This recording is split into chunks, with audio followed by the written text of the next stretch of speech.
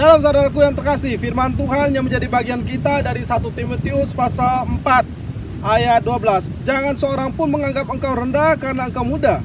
Jadilah teladan bagi orang-orang percaya dalam perkataanmu, dalam tingkah lakumu, dalam kasihmu, dalam kesetiaanmu, dan dalam kesucianmu. Alkitab mengingatkan kepada kita bahwa seorang pun harusnya tidak menganggap kita rendah karena kita alasannya muda. Tetapi kita bisa menjadi teladan bagi banyak orang. Karena itu, jadilah teladan dalam apa?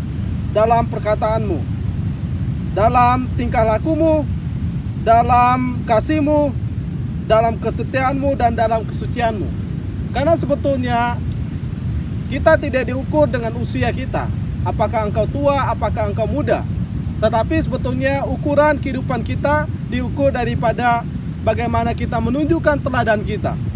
Karena itu, semudah apapun kita bisa menjadi contoh yang baik bagi orang-orang percaya. Sehingga kita harus menggunakan perkataan-perkataan kita dengan benar. Kita harus menjaga setiap perkataan kita, tingkah laku kita di hadapan setiap orang. Bagaimana kita bertutur kata, bagaimana kita bersikap, bagaimana kehidupan kita bisa menjadi berkat, menolong banyak orang. Sehingga sebetulnya contoh kehidupan kita yang sangat penting.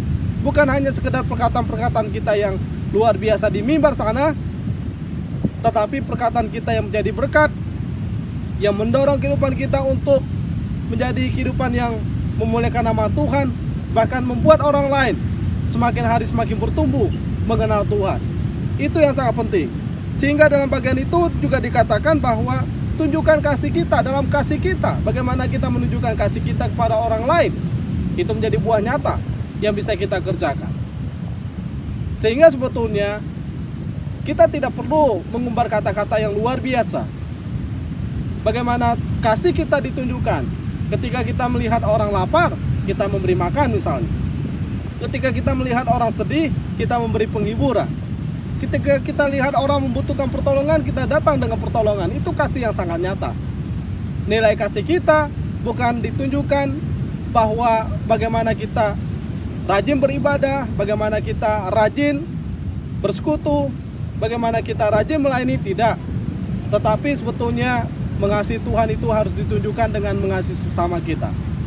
Dan dalam bagian itu juga dikatakan dalam kesetiaanmu, bagaimana kita setia pada Tuhan, setia pada panggilan Tuhan.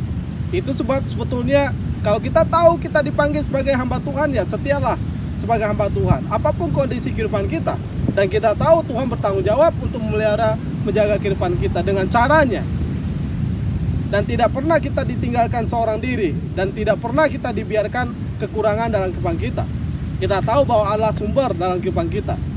Kalau Dia memanggil kita untuk melayani, saya meyakini Tuhan juga memperlengkapi kita untuk menikmati segala jalan hidupnya. Kalaupun kita kurang di sana sini, itu merupakan salah satu cara bagi Tuhan untuk mengukir kehidupan kita, untuk kita bergantung pada Dia, untuk kita bertanggung jawab dengan kehidupan yang kita jalani. Jangan marah dulu pada Tuhan, periksa hidup kita. Kalau kita sudah lakukan tugas tanggung jawab kita dengan baik, saya yakin bahwa Tuhan memelihara kehidupan kita. Jadi bisnis kita adalah setia pada Tuhan, setia pada panggilan Tuhan, lakukan yang terbaik, yang benar di matanya. Kemudian dalam kesucianmu, artinya bahwa kita harus menjaga kesucian kita. Karena apa?